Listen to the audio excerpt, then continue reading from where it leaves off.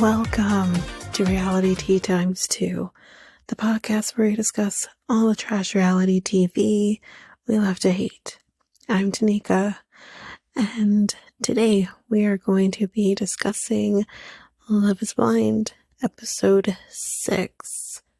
So we're just going to jump into it. So this episode is titled Going Home. So Taylor doesn't want to talk anymore. So we kind of leave off where we left off with episode 5, as always, and she says, JP can talk. So, not really much there. The more exciting things with the two of them happen a little later. So, my only comment I want to make about Lydia wanting to match with Milton is why. It's so stupid to me. So dumb. Anyway. So, Taylor and JP are going ATVing. So they sit and they talk after they've done some ATVing, and he still has nothing to say. He says, I think I was more comfortable with you in the pods. He hopes to work on things, get stronger when they get back to Houston. He does fear, though, that she will just leave. Interesting. It's really interesting that he has this fear of her leaving, although he isn't doing much to make that fear ease. And of course, for those who watch the episode, kind of already know that he doesn't do shit. So, Stacey and Izzy they're doing something, and I can't read my handwriting, so I have no clue what they're doing. But, I wrote down that the sexual innuendos are really something. My lord. Anyway. She tells him that she is in love with him. That's great. I mean, I still feel what I feel about them. And I do like her. I do like her. It's not that I don't like him. I know people think he's a walking red flag, but I am actually starting to realize that maybe he's not really a walking red flag, that he still is a person trying to figure himself out. So I kind of like them as individuals. I still can't fully understand them as a couple yet, but we'll see. Anyway, so Taylor and JP, they're back in the room, and she feels like they are not where they should be. He then says, listen, because you just haven't gotten past that awkward stage of things. Well, wait, you also haven't gone past the awkward stage either. Like, I'm confused how you can pinpoint that she hasn't gone past the awkward stage yet. You are still sitting in the awkward stage. Interesting. So all I can say about this is just interesting. He tells her that you have had one foot out the door. Again, I feel like he's very much projecting. I think she's had one foot out the door. I think she's been very confused because their relationship in the pods is not reflecting on the relationship they now have outside of the pods. And it's not like it's, a minor change that they need to adapt to being with each other. It's a drastic change in communication.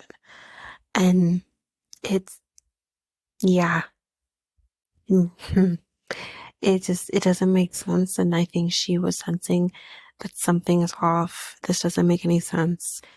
And I don't appreciate him kind of gaslighting her, because as we see, that's literally what he does. because he's putting it on her as to the reason why things are the way they are in terms of the communication. Yet it's him. It's always been him. He's the reason why there is um bad communication, lack of communication, the communication that was in the pod isn't here. That's all been on him. And it's like, so you had to put it all on her, make her think she's going crazy in the meantime. And meanwhile, it's been just because you're an absolute asshole. Anyway, as I said while watching this was, can I revise my prediction? Because how could I have gotten it so wrong? Uh, so wrong. They didn't even make it out of Mexico. They couldn't even get back to Houston before they break up. It's just spoiler alert, but it's just ridiculous. Anyway, she sees, I think she says that she just needs some time. It says that she really hasn't changed. And then he, again, just let's push the gaslighting narrative here. He then says to her that she is steadfast in the fact that it's awkward. Just like you're steadfast in the bullshit you're about to spew, sir. And I have my thought. Obviously, I have thoughts and potential theories, but let's get into it. So he says, "I'm trying, to have you change your mind. Change your mind on what? I'm waiting for you to change your mind on your thoughts and views on." We'll get there. She acknowledges that, maybe it's not working. And she says, it's been since the reveal. Like, you've been acting like this since the reveal. And that's 100% true. Since the reveal, she sensed the awkwardness. We, as the viewer, sense the awkwardness. And that awkwardness could have, and it was, at least for me anyways, was chalked up to be, oh, he's just awkward. And because he's nervous, because he's seeing her in person versus talking to her at the pods. But kind of seeing that now in the lens of the shit he tells her in a second is just like, wow. So you're so in your fucking head about how someone presents themselves to you when that shouldn't make or break anything. Anyway, I also wrote down that I felt like this was the first time, or the most, that we've seen him talk since the pods. And it's funny because she actually says that a little later as well, that he's really has a lot to say here. So he then says that I, get that you try to paint yourself in a good light. And he says, if you would have presented yourself with no makeup on, it would have been better. So, you're going to determine your life with somebody because they were wearing makeup. And he says, like, you would look better without makeup on, whatever. And we're gonna get there because he kind of says something to make it sound better, but it doesn't make anything better. So basically, like I said, how she looks determines everything, and it's ridiculous. But he takes this, it doesn't end here. He keeps going and he says that it made her look fake. So, and listen, I'm not one to wear makeup. I was brought up not to wear makeup. I wore makeup during, certain moments, prom, whatever, you know, formal dances like that, like graduation type stuff. I did dance, so I always put makeup on recitals and stuff like that. My wedding, like there's been moments in time where I will put makeup on, but I've just never been a huge makeup person, but been brought up that way. It's kind of one of the things that are ingrained in me. But if I choose to wear makeup, I would like to think that my boyfriend is going to accept me for me no matter how I look, and isn't going to turn around and tell me that I look fake. You know what I mean? I would like to think that in those moments where makeup is necessary or whatever, or is a choice that I make, he's going to not tell me I look fake, but tell me I look beautiful. And especially in this case where she's putting on makeup because she's meeting you for the first time, and she says this, I wanted to look presentable to you. I wanted you to think I look beautiful. And for her, feeling and looking beautiful might include makeup, but she does say that I also do it for me. It's something that I like to do for me. She shouldn't have to be with someone who's going to tell her how she should do her makeup. It felt very controlling. And the parallel that I put with that is like Sarper and Shekinah, him telling her how she should, like what her weight should be, what makeup she should have on, and what clothes she should wear. It's the same idea, except this guy is targeting the makeup, and this could be a gateway for him to control her in other ways.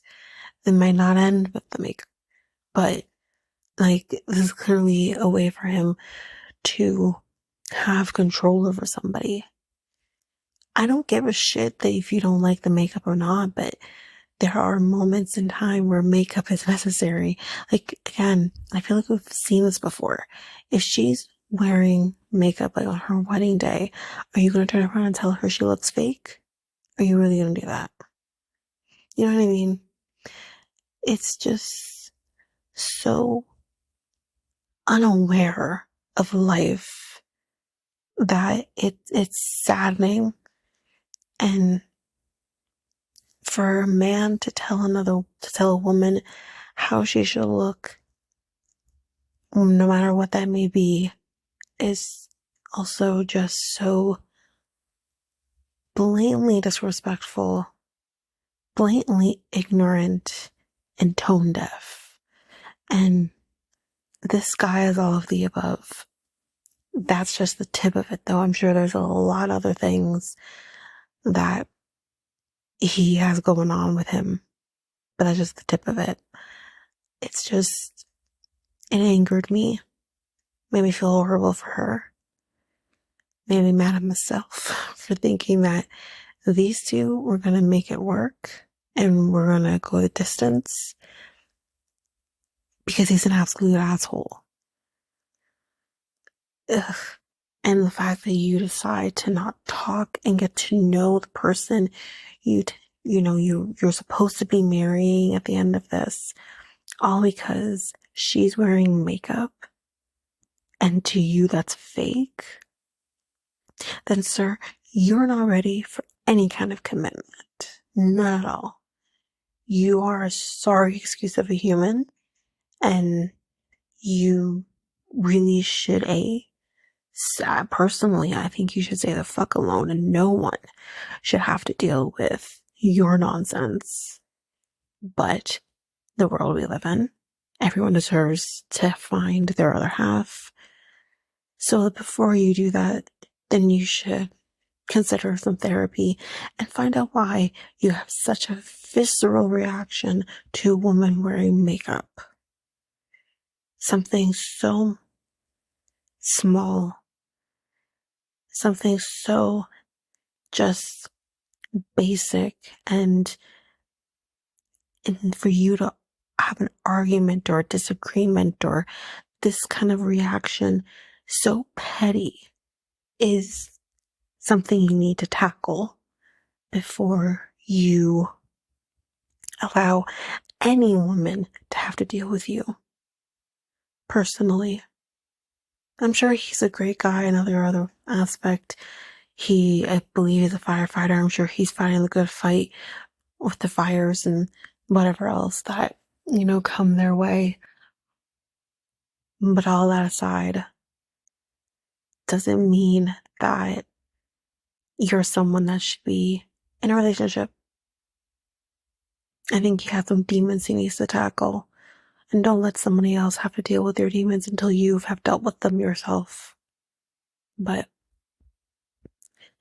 there's a lot more here, so my rant's not fully over, I'm sure. But,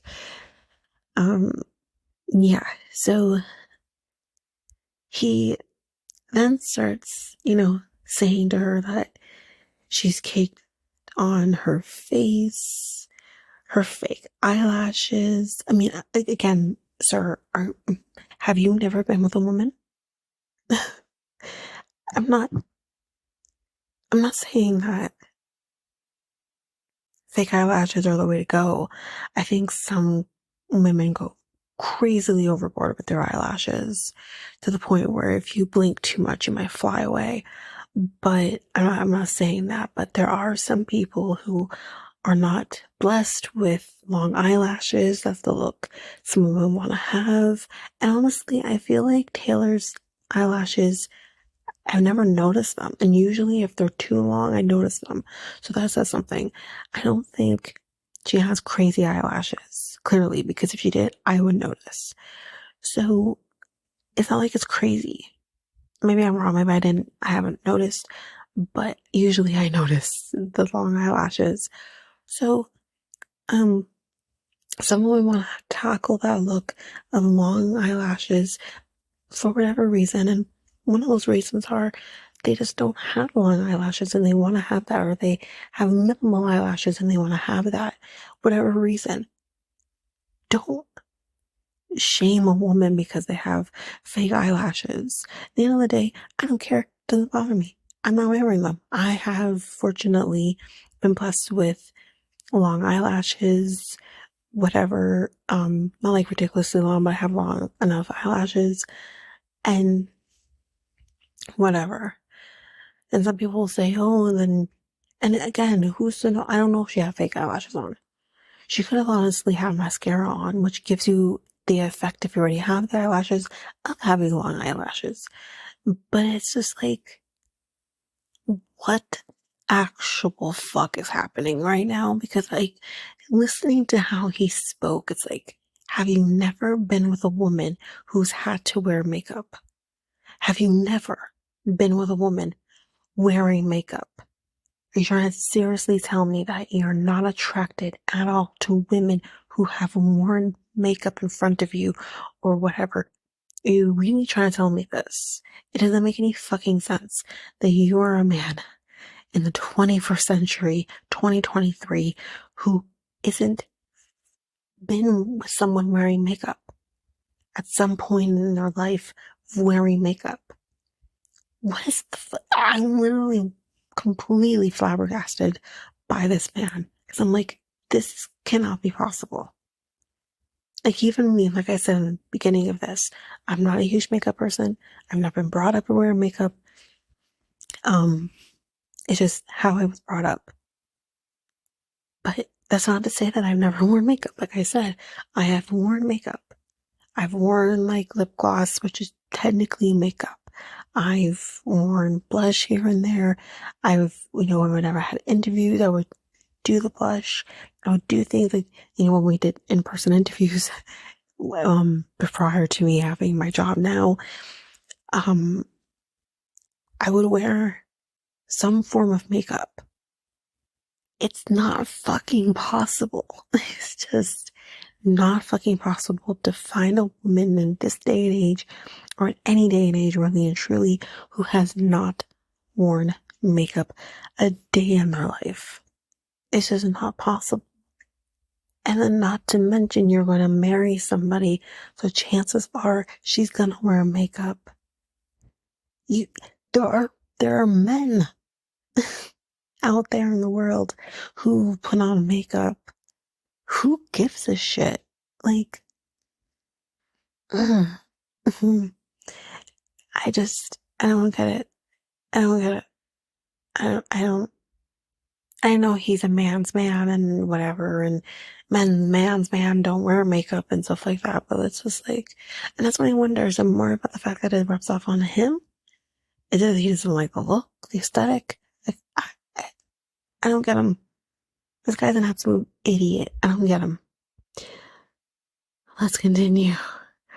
So, he says that she put on a lot of makeup, and I guess when they did the reveal, and how it was all over his suit afterwards. So like, that's why I wonder, like, is it about the fact that it's gonna rub back off on him? Or like, what's going on here? Because so, again, you are a heterosexual man who is attracted to women who then in turn would probably wear makeup at some point, whatever.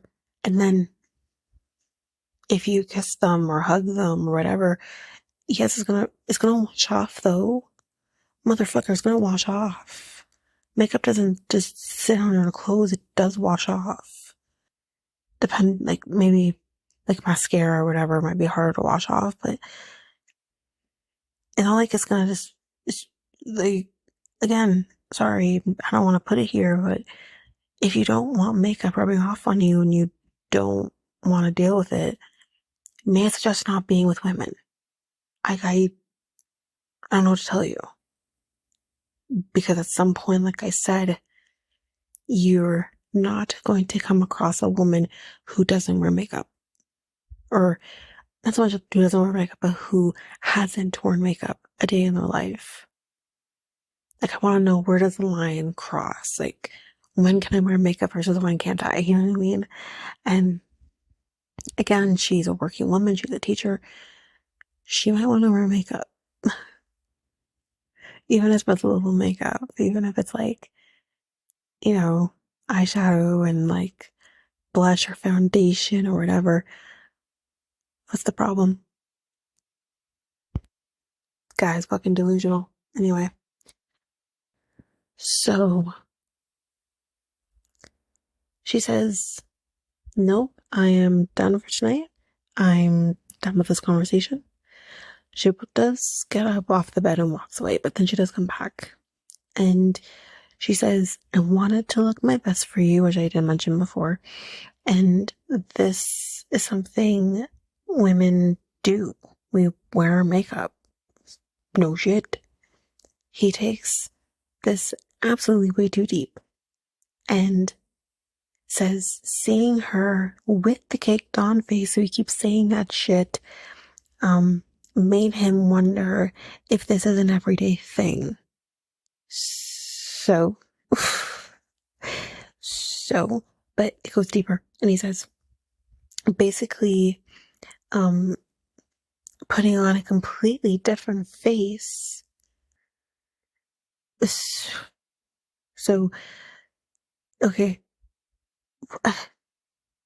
What? So, what I'm trying to remember here, if this is more something that is so deep rooted that he actually needs, like, really and truly, I'm being serious here, actually really does need to go to therapy, because he's the one who said that his mother was really harsh to his sisters. So I wonder if this is like quote unquote mommy issues that he's having, which I'm not trying to make a lighter joke of this because I'm being very serious here. I wonder if it has something to do with that. And that's where the issues are. Because I'm wondering, I'm no doctor, but I'm wondering if him equating makeup to fakeness, to putting on a different face, which makes him think because you're putting on a different face that you're fake. I'm starting to wonder, kind of talking this through, if this is because his mom would be horrible and mean and mentally abusive to, well, all of her kids, really and truly, even though it was maybe directed to his sisters. It affected him obviously in a different way, but it affected him. And I wonder him seeing like, oh, she's putting on makeup. And when she puts on makeup to go to work or whatever, she becomes a different person. And when she takes that makeup off, then she is my mother, and she is this person who is hurting us. So she's fake with the people outside of her home, and she is, quote unquote, her real self with her children. So I do wonder if he's kind of equating the two. So, I mean, that's my theory. I'm not a therapist. Like I said, I am not a doctor. I'm none of those things. But I'm just a viewer watching this and wondering, like, do these two things go together? Because, again, not to say he's going to be like that or anything, but anytime you see these men who do end up killing people or hurting people, is usually with this kind of issue, with mother issues and stuff like that, it usually is because they're trying to create a substitute to their mother. Unless you're, what's his face? What's his name? Kemper. That's it. Unless you're Kemper. Then who needs a substitute, right? Jesus Christ. I'm sorry. I'm gonna edit that out. Probably not gonna edit that out, but you know what I mean? Like, that's the dark side of things, but that's what I'm just kind of wondering, like, I'm attacking somebody for their choices and their makeup because it reminds me of my mother. She was fake, so how do I not know you're fake? That's what I'm wondering, and would explain maybe why he's maybe had failed relationships. If he's had failed relationships, I mean, I'm going to assume that you're on the show, so you've had failed relationships. It's just, I feel for him, but at the same time, I'm just like, you should have maybe done the work at the same time. And I know sometimes it's hard to admit you need to do the work.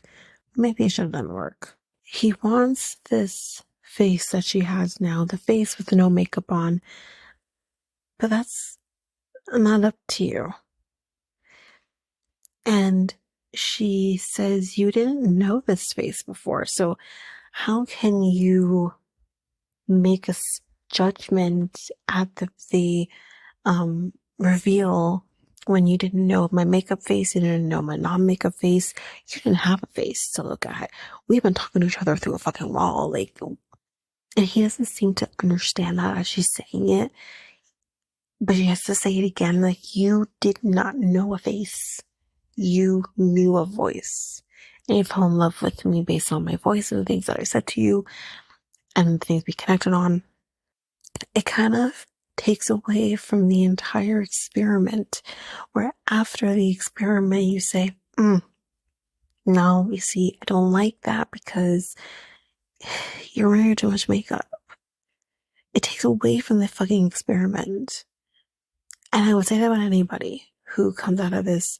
I said it even about Arena and Zach when that was over and done with. You judged a person right off the bat when that's not the experiment.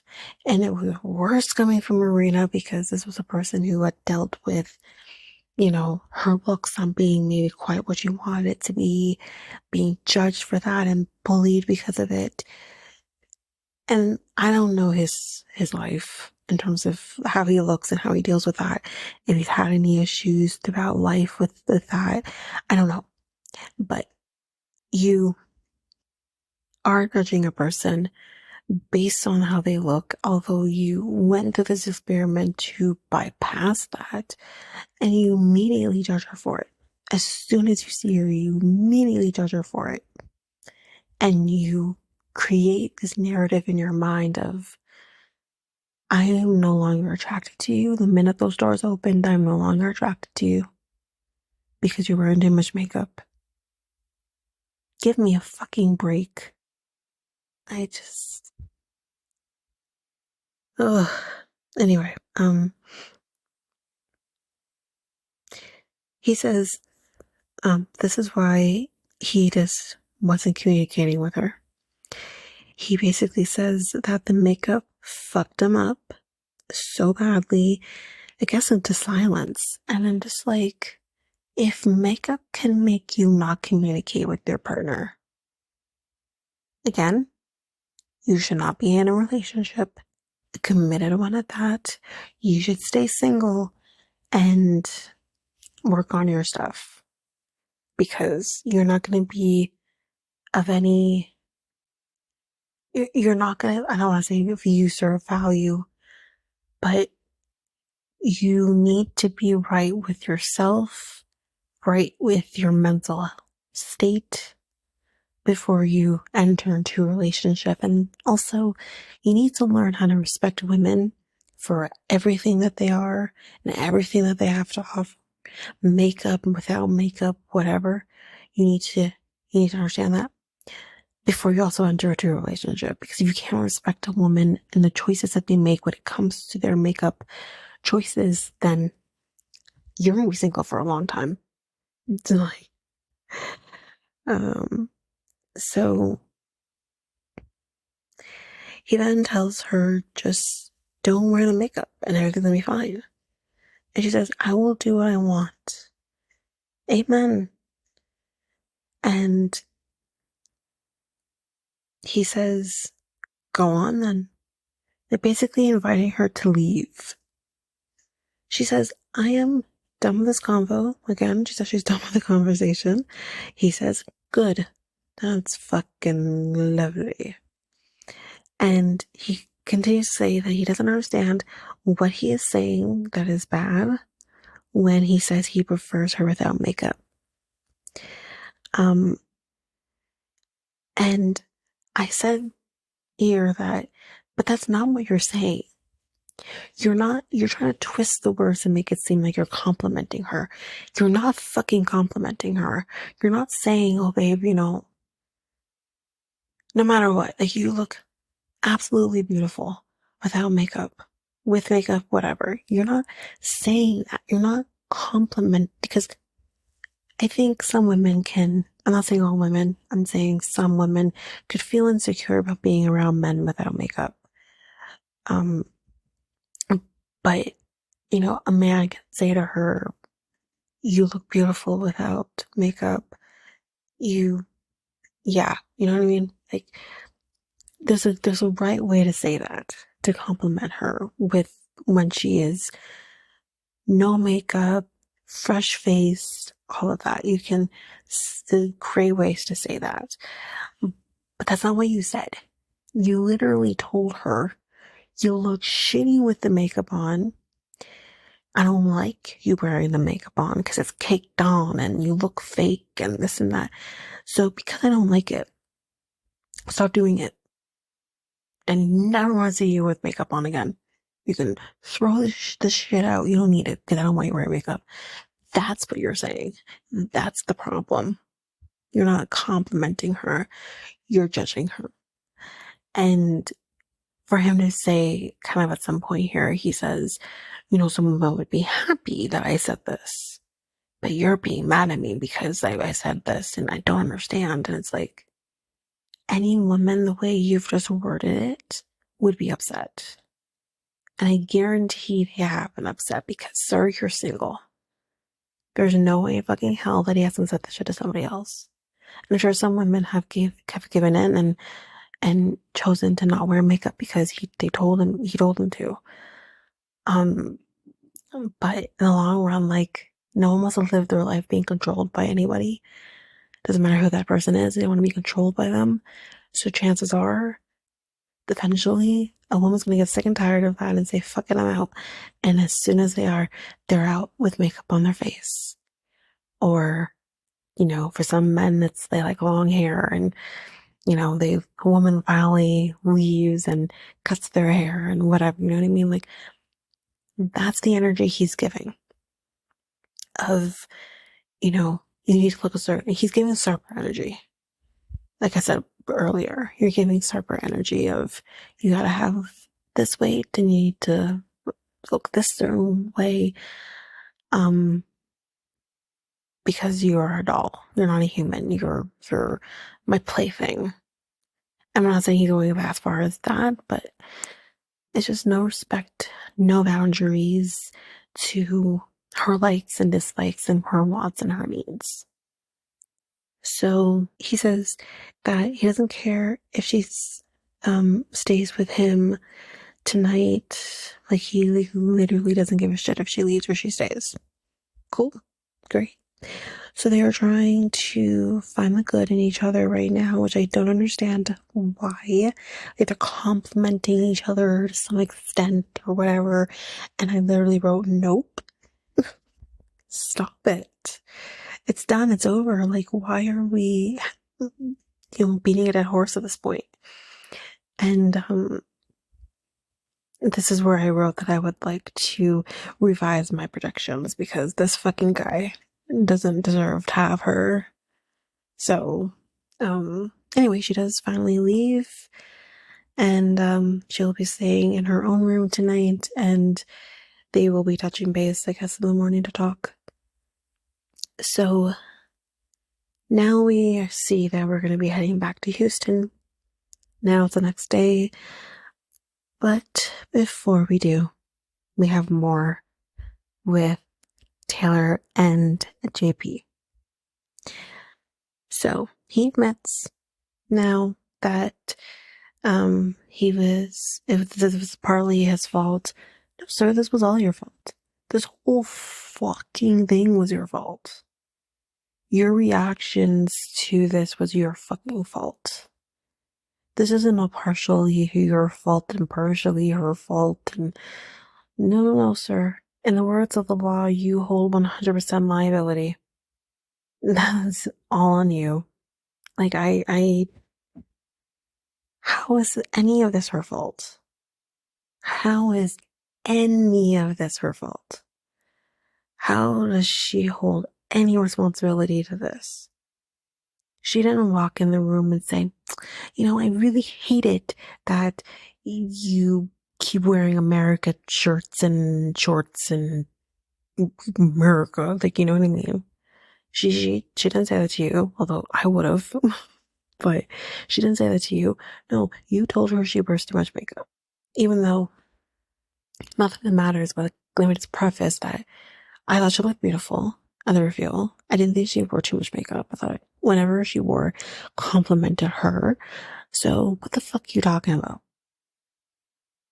Fucking delusional motherfucker. Anyway, he wants to work past this. No. There's nothing to work past. You need to work past your insecurities and your issues on your fucking own. I can't help you. And nor do I want to. Yeah, he doesn't get back to where it was. You can't go back. After you've said something like this to a woman, there is no going back. You have fucked yourself. You have screwed the pooch. You have done whatever things that you say in a moment like this. Like, you've done all of the things. There is no turning back. There's no turning back.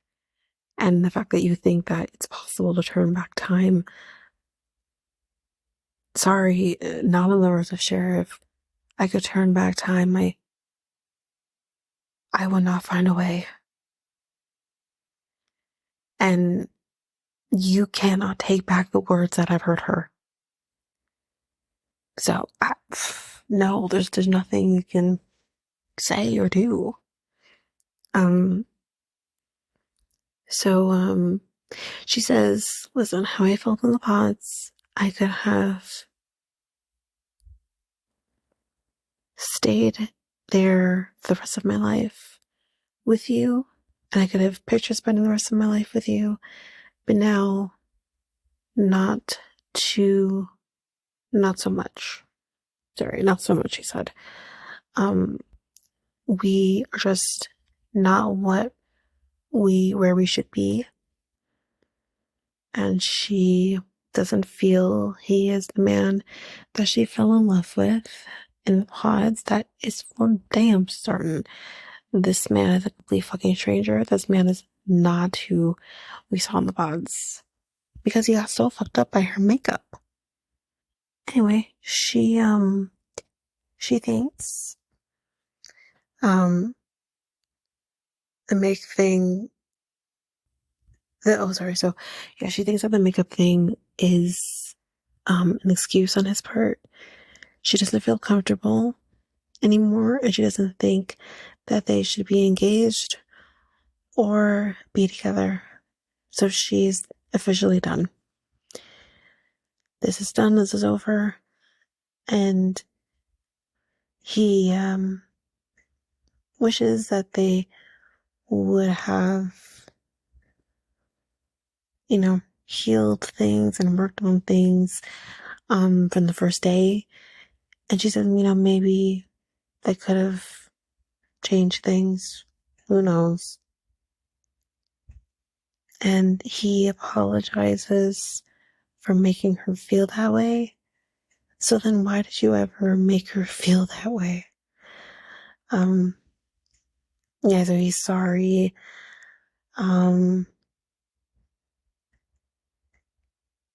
But they do get up and they hug each other.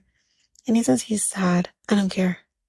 She walks away and she still thinks that, they did fall in love, but, the physical world. Sorry, okay, we're gonna go back.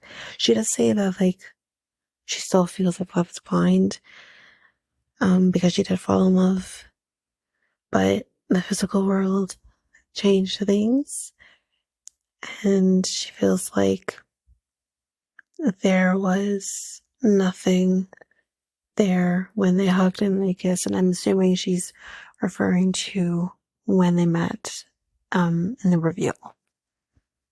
Which is interesting, but yeah, that's it. That's it for Taylor and JP. And like I said, I would like to revise my predictions, but I guess I'm over 3 at this point. So we see that we are now back in Houston. And of course, we see Nick and Vanessa.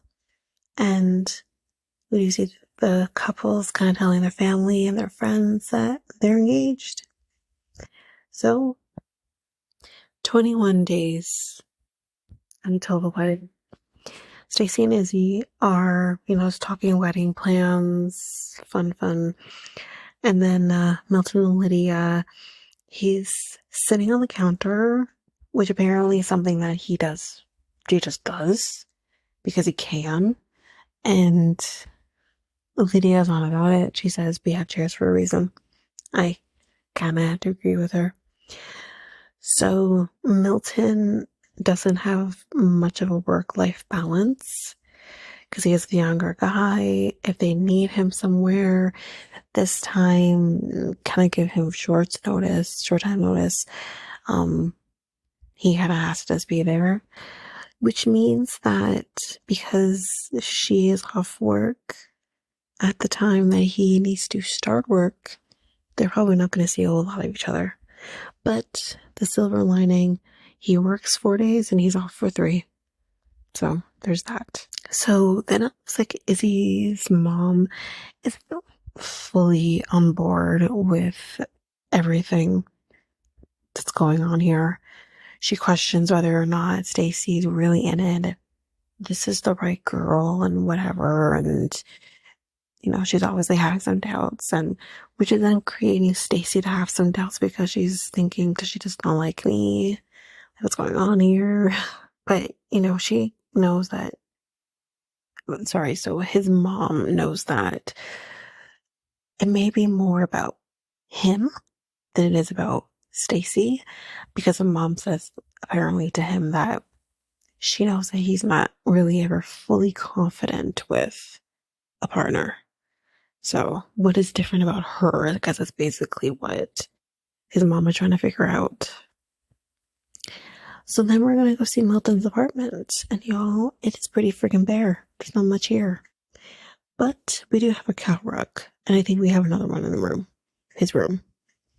Uh-huh. It was fucking ugly. I too would say, the fuck you say about this cow rug? The cow rug is oncoming. I don't know where it's going, but sure as hell ain't coming to my house. And apparently he does have at least we saw one wad of ones that he apparently takes to the strip club. The life of a 24-year-old, I guess. Anyway. He also has a microscope that he's pretty protective about, and he says to her, don't touch anything. Don't touch any of the settings. Don't touch any of the knobs, because the thing is really fucking old. It's gonna fall apart, and every time it falls apart, I have to put it back together, so I won't touch anything. Anyway, his roommate, Josh, I think that was his name. I think I got his name right. Anyways, he comes in, and she tells Josh, you get to keep the rugs. Apparently Josh does not like the rugs either, so he doesn't really want them. But now they're gonna get Liddy, and Lydia doesn't know what that means. I'm gonna chalk this up to her English being her second language, but I feel like everyone knows what Liddy means anyway. Josh is also a Pokemon person. Forgot that Milton's a Pokemon person, but his roommate is as well. Great. Milton has been barred, I guess, from these competitions. Sure. So then Josh or Milton, one of the two, have Playboy magazines. Are we in them in 1980? Who just has Playboy magazines just lying around? There's porn. There's a porn hub or something. You know what I mean? What? Or if you want to spend money on something, there's OnlyFans. Okay. So Josh thinks that Milton is ready for marriage and gives his reasons why. I'm not going to go through that. We're going to go on to the next people. Or really, we only have two couples, so we're just kind of bouncing back and forth between the two couples at this point.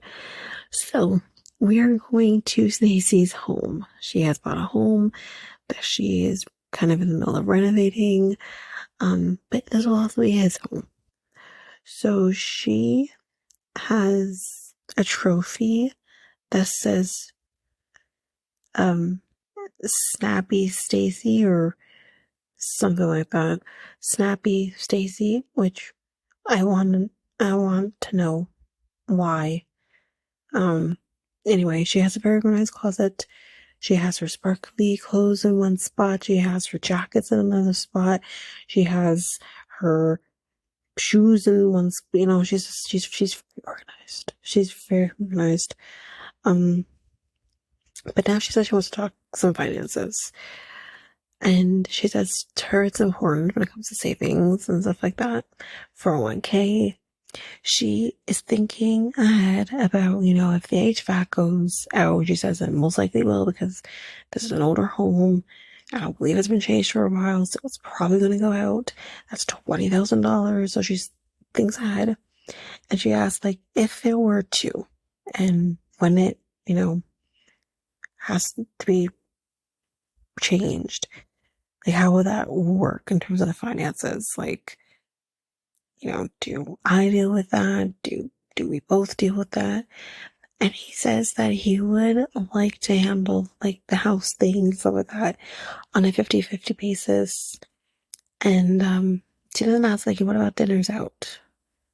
And he says, well, that just depends. And she says, no, it doesn't. The man always pays. Why?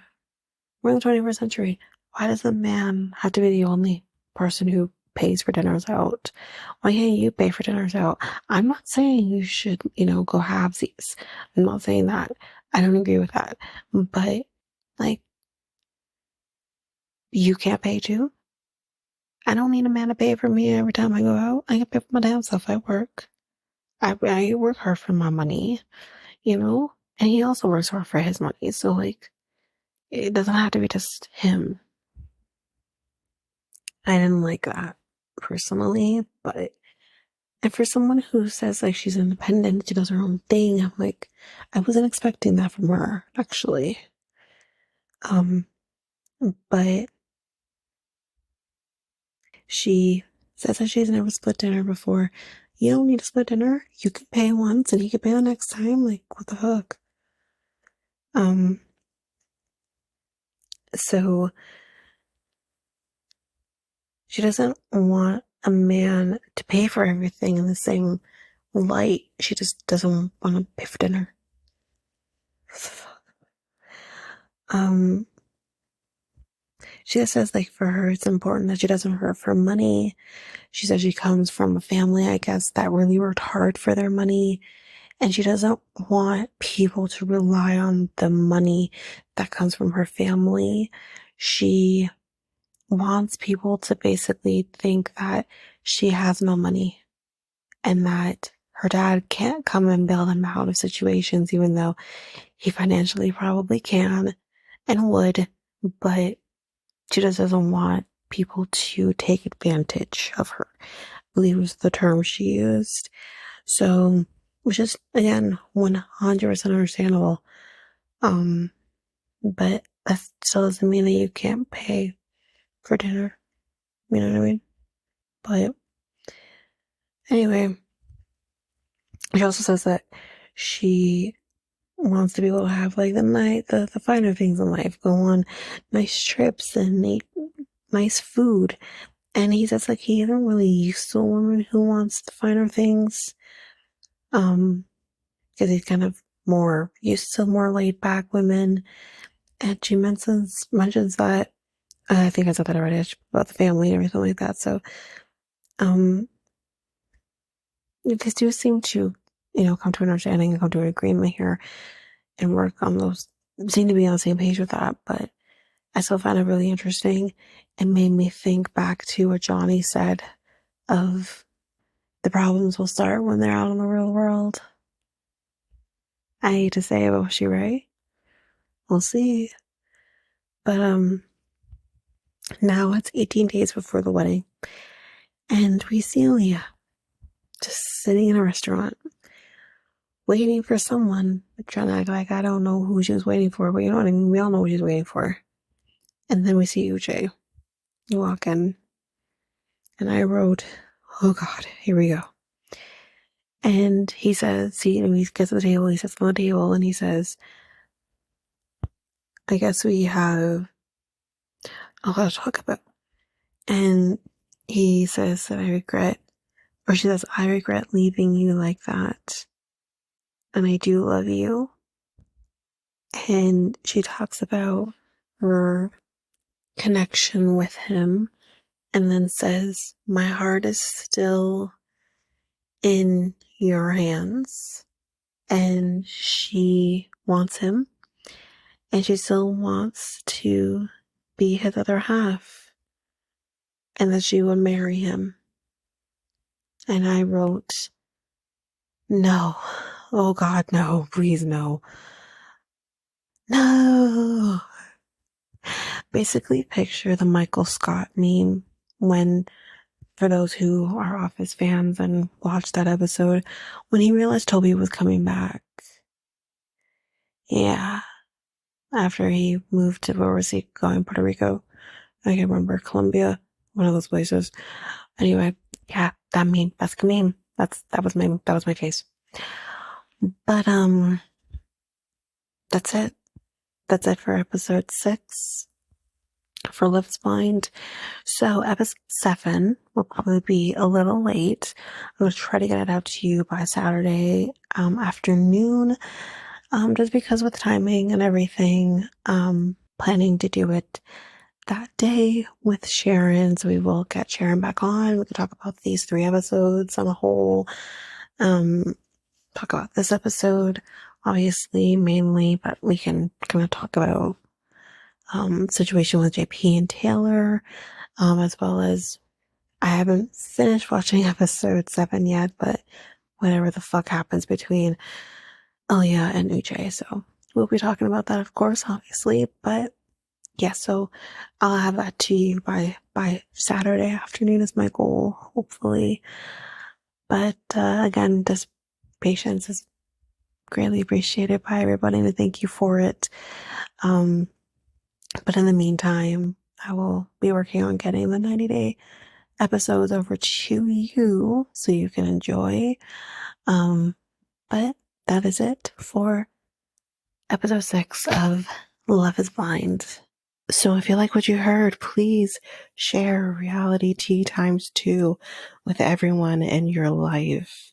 That's going to help with our growth. And we really want to grow this podcast. Another way you can grow it is by also rating and reviewing us on either Apple Podcasts or Spotify. The links to those podcasts, links to the Spotify and Apple Podcasts, will be in the show notes. You can find us on any of your favorite podcast apps, but if there's an app that you don't see us on, that you want to see us on, please let me know and I can get that up on that podcast app. If you are an avid YouTube user, you can listen to this podcast on YouTube by going to Reality Tea ×2. If you want to connect with us, you can do so by connecting with us on either Facebook at Reality Tea ×2 or Instagram and Threads at Reality Tea ×2 podcast. You can also email us. We would love to hear from you. Also, if you want to guest on the podcast at some point, whether we talk about your favorite show or just get to know each other, you can email us at realitytea2@hotmail.com and you can make that request and we can talk and we can figure that out. So you can email us at that email. We have a new website where you can get links to everything. You can get links to our Facebook page, Instagram page, Threads, Spotify, Apple Podcasts, everything your heart's desire, as well as we do now have a Discord. So you can follow us and talk to us on the Discord app. You can get all of that information at the website, and the website is www.solo.to/reality ×2. I also have a new podcast with my friend Mikkel called Next Take Podcast, and you can either listen to us at YouTube at the link that's going to be in the show notes. I believe that is Next Take Podcast.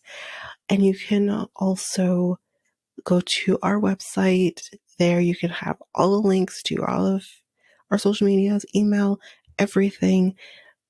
Our episodes as well will be at the website, which is www.solo.to/Next Take Podcast. All of the information, everything that I have just said will be in our show notes. Well, that's it for now, guys. Thanks. Bye.